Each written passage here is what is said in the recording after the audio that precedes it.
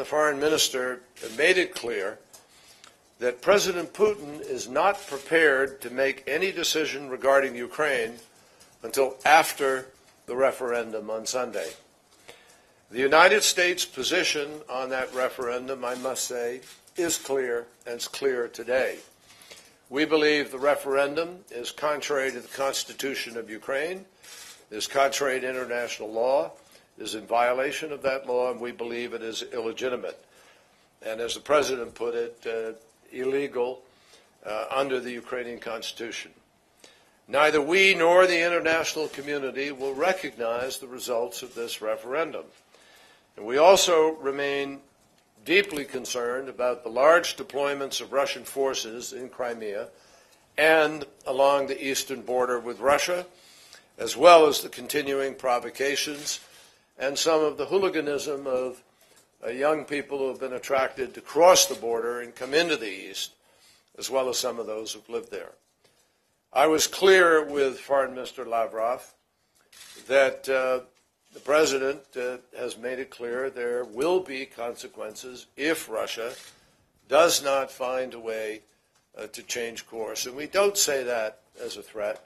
We say that as a direct consequence of the choices that Russia may or may not choose to make here.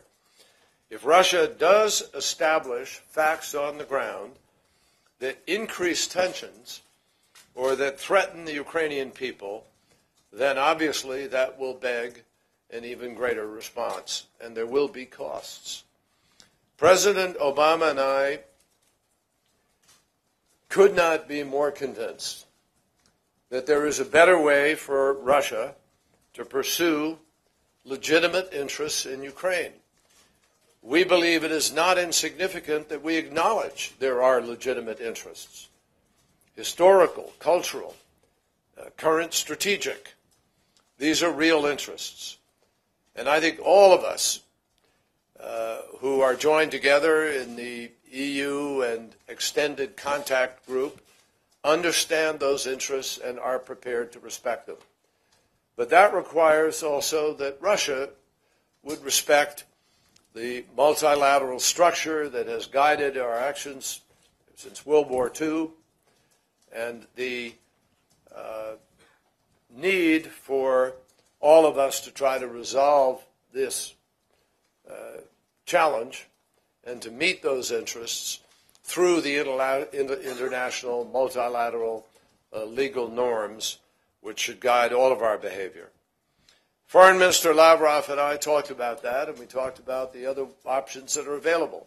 Options of dialogue, options of various contact meetings that could take place, options of international legal remedy, options of joint multilateral efforts that would protect minorities, UN options, international human rights organization options, many options for the ways in which any challenges to the safety or security or rights of people could be addressed.